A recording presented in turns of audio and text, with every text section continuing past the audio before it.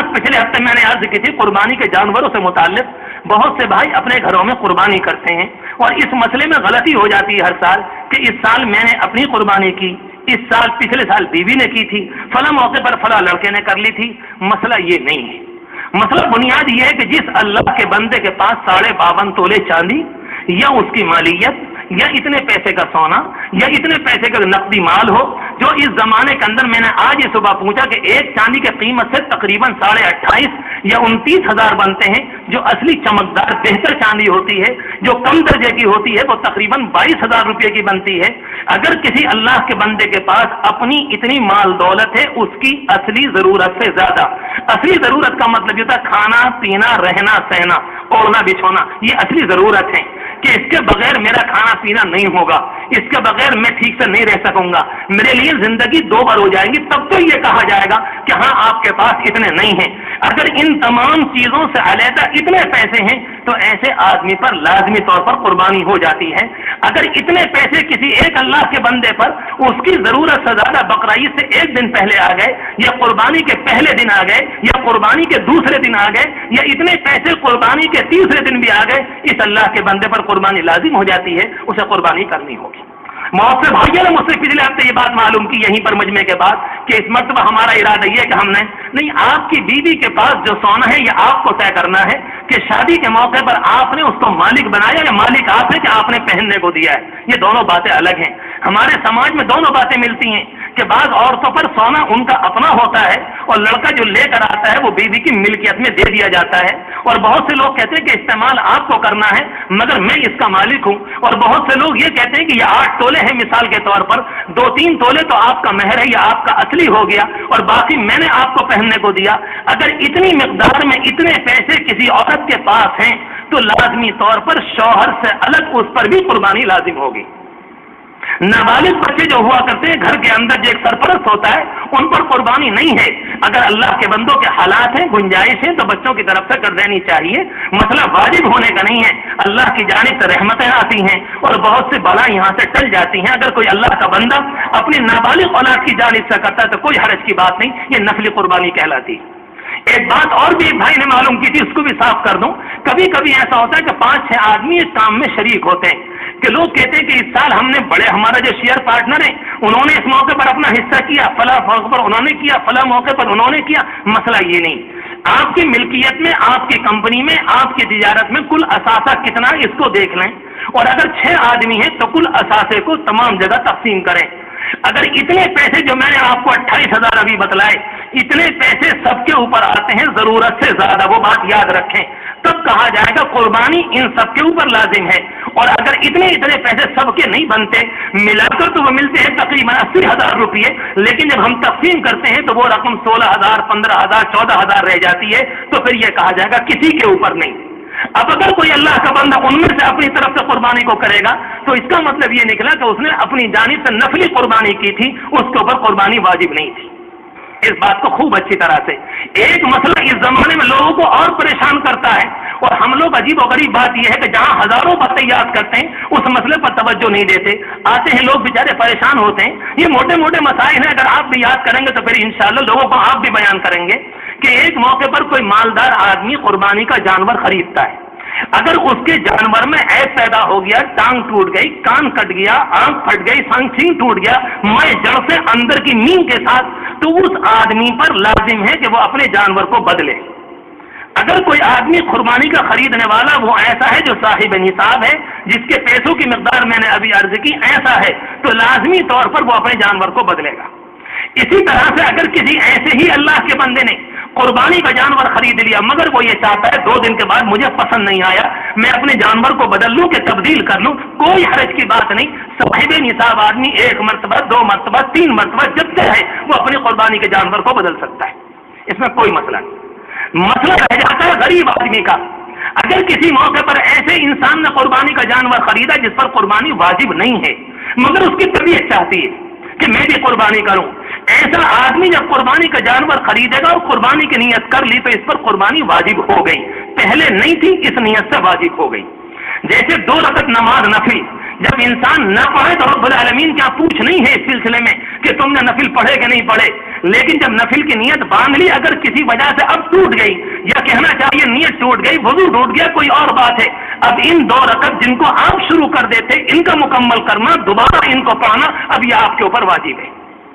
اس طرح سے سمجھ لیں کہ اگر غریب آدمی سمجھتا ہے خریدتا ہے، خریدنا لازم نہیں ہے، اگر پھر بھی طبیعت چاہتی ہے اس کی اگر خرید لیا تو اس پر یہ قربانی لازم ہو جاتی ہے۔ اس جانور کو اگر یہ گم ہو جائے کسی موقع پر، مالدار آدمی کا جانور اگر گم ہوگا تو اس کو اور لا کر قربانی کرنا ضروری ہے، اگر غریب آدمی کا جانور گم ہو گیا تو اس کے لیے کوئی مسئلہ نہیں، رب العالمین فرماتا ہے کہ ہم نے تمہارا یہی قبول کر لیا۔ اس کی اگر ٹانگ ٹوٹ گئی مالدار کے جانور کی تو پھر یہ کہا جائے کہ آپ کو بدلنا ضروری ہے، اور غریب آدمی کے جانور کی اگر ٹانگ ٹوٹ گئی تو رب العالمین کی جانب سے حکم ہے کہ نہیں ہم اسی کو قبول کر لیں گے، اس کا کان بھی کٹ جائے گا وہی قبول ہے، اس کی آنکھ بھی پھٹ جائے گی وہی قبول ہے، کوئی مسئلہ نہیں۔ لوگ گڑبڑی کرتے ہیں، اور ایک بات بڑی مشہور ہو گئی، اور مشہور وہ یہ ہو گئی کہ جی غریب کا اگر گم ہو جائے تو دوبارہ لا کر کرے گا، مالدار کا ہو جائے تو نہ کرے گا، جی وہ غریب مسئلہ ہے، نہ سر پیر اس کا ہاتھ آتا ہے، اور 3 دن اتنا مسئلہ رہے گا۔ سمجھنا چاہیے بڑا آسان ہے، کوئی مسئلہ نہیں۔ پہلی بات میں نے آج دیکھی کہ قربانی اس پر لازم نہیں، ان پر لازم ہے، ٹوٹ جائے تو بدلیں گے، کسی طرح سے کچھ گڑبڑی ہو جائے تو یہ بدلیں گے، گم ہو جائے تو اور لے کر آئیں گے۔ غریب سے کہا گیا تم نہ کرو، اور اگر تم نے نیت کر لی اور قربانی کا جانور لے ہی آئے اب ہم تمہارا یہی قبول کر لیں گے، گم ہو جائے بالکل دوسرا لے کر مت آنا، ٹانگ ٹوٹ جائے یہی قبول ہے، ہر طرح کا تمہارا قبول۔ ایک مسئلہ آتا ذرا پریشان کرتا ہے کہ ان صاحب کا جانور بھی گم ہو گیا اور اس غریب آدمی کا جانور بھی گم ہو گیا، ان سے اسلام یہ کہے گا کہ آپ دوسرا جانور لے کر آئیے اور آ کر ذبح کیجیے، ان سے یہ کہے گا تم دوسرا مت لے کر آؤ، مگر ان کی طبیعت کے اندر ماشاءاللہ شوق سوار ہے، دوبارہ اور لے کر آ گئے۔ اب اگر دوسرا لے کر آئے تو دوسرا لینے کے نتیجے میں وہ والا بھی ان کے اوپر واجب ہو گیا، کیونکہ رب العالمین نے تو ان سے یہ فرمایا تھا، اسلامی شریعت نے ہم نے تم پر واجب نہیں کیا، اگر ایک لاؤ گے تو وہ بھی واجب، اگر زبردستی دوسرا خریدو گے وہ بھی واجب، تیسرا لاؤ گے تو پھر وہ بھی واجب، چوتھا لاؤ گے تو وہ بھی واجب، تم کر کیوں رہے اپنے اوپر زبردستی کا بول، تم سے کس نے کہا؟ بات دونوں صاف۔ اگر کسی موقع پر اس انسان کا پہلا جانور گم جائے اور یہ دوسرا بھی لے آیا، پہلا واجب تھا لانا ضروری نہیں تھا مگر پھر لے کر آئے، اب اگر جب دوسرا لے کر آئے اس قربانی کے کرنے سے پہلے وہ والا بھی مل گیا جو پہلے غائب ہو چکا تھا۔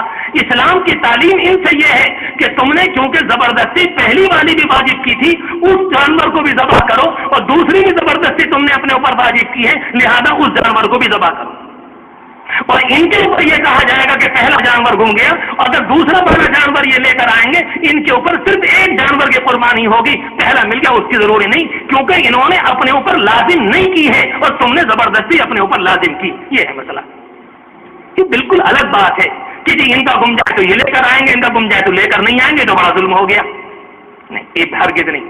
دوسری بات، جب قربانی کے جانور کو ذبح کیا جاتا ہے اس موقع پر لازم تو یہ ہے کہ بسم اللہ اللہ اکبر، بس اتنا کافی۔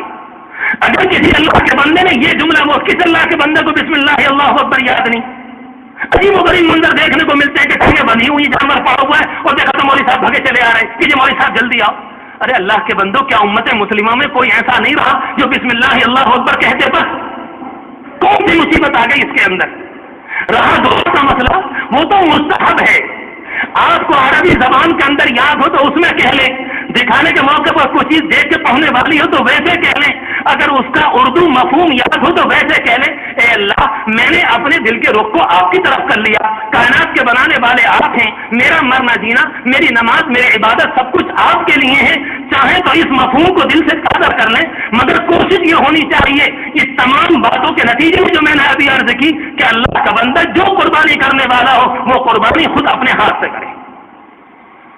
اور ایک بات اور بھی آپ سے کہہ دوں، وہ تو بڑے شرم کی ہے، اور نہ کہوں تو بڑا مسئلہ یہ ہے کہ ہم سمجھنے کو تیار نہیں، اور اگر کہیں گے تو آپ کہیں گے مولوی صاحب جمعے میں آپ باتیں کیسی کرتے ہیں؟ پچھلے سال ایک جگہ سے گزر رہا تھا، ایک جانور بندھا پڑا تھا، انہوں نے بلایا کہ آئیے، میں نے کہا نہیں، اب میرا معمول 4-5 سال سے یہ ہو گیا کہ نہیں آپ ہی کریں گے، آپ کریں میں پڑھتا ہوں۔ ایک صاحب کا تو حال یہ تھا کہ بالکل ڈر کر کانپ کر پیلے ہو کر دور جا کر کھڑے ہو گئے کہ جی مجھ سے نہیں دیکھا جاتا۔ کون سی مصیبت آ گئی بھائی اس کے اندر؟ نہیں، ابھی دنیا بھر کا ناچ ہوگا ہم سب سے آگے ہوتے، کس بدماشی میں ہم پیچھے ہوتے، سب میں ہم آگے ہوتے کہ مجھ سے نہیں دیکھا جاتا۔ میں نے کہا نہیں آپ کریں، وہ پیچھے کو ہٹے، میں نے کہا نہیں آپ کریں۔ تقریباً 9-10 بجے کی بات ہے، معاف فرمائیے گا، میں اس لیے کہہ رہا ہوں تاکہ ہمارا حال معلوم ہو۔ میں نے کہا نہیں آپ بھی کہ میں پڑھتا ہوں، کہتے ہیں میں نہایا ہوا نہیں ہوں۔ انا للہ و انا الیہ راجعون۔ اتنی بے غیرتی، اتنے بے شرم، چلے ہو ابراہیمی ادا کو کرنے کے لیے ڈوب مرنا چاہیے. جتنا سوسائٹی نے کیا ہے جو علم دین سے واقف نہیں, اسلام پر اتنا ظلم کسی اور نے نہیں کیا. میں دل کی بات کہہ رہا ہوں. اپنے آپ کو سوسائٹی اسلام سے کورے, تعلیم سے کورے, ابراہیم نفس و عدالت سے کورے کہ کچھ نہیں معلوم. ایک زبردستی کا ڈرامہ ہم سب کچھ جانتے ہیں. لعنت ہو اس طرح کی سوچ پر اور اس طرح کے عمل کے اوپر. اللہ کے بندو ایک چیز ہے, ایک مقصود ہے ایک چیز اپنے اندر اس رنگت کو پیدا کرنا. بہرحال اگر کچھ اللہ کے بندے ایسے ہوں جو اگر اپنے بزرگوں کی جانب سے قربانی کرنا چاہتے ہیں, کوئی حرج کی بات نہیں. یہ نفلی قربانی ہوتی ہے. حضرت علی رضی اللہ تعالیٰ عنہ کو کسی نے دیکھا ایک موقع پر آپ ایک جانور کو قربان کر رہے تھے. اس موقع پر کسی نے معلوم کیا کہ علی آپ نے تو اپنا جانور پرسوں کیا تھا, کل کیا تھا, آج آپ نے پھر جانور کیا. کہا کہ میرے حبیب نے مجھے وصیت کی تھی, میں ان کی طرف سے بھی کرتا ہوں, تو میرا معمول ہے میں ہر سال ایک قربانی حضور پاک علیہ الصلوۃ والسلام کی طرف سے بھی کرتا ہوں. اگر گنجائش ہو, اور الحمدللہ امت کرتی ہے حضور پاک علیہ الصلوۃ والسلام کی طرف سے بھی, اگر اور بھی گنجائش ہو تو کہ صحابہ کرام کی طرف سے بھی چاہیں. مگر اس کے علاوہ یہ ضروری نہیں کہ کوئی لازم اور واجب ہو. یہ اپنی اپنی ادائیں ہیں, اپنی اپنی سوچ اور محبت ہے. اللہ تبارک و تعالی قربانی کا نقش نصیب فرمائے. جو اصلی قربانی ہے ہم سب کو اس کی کیفیت نصیب فرما دے. وآخر دعوانا الحمدللہ.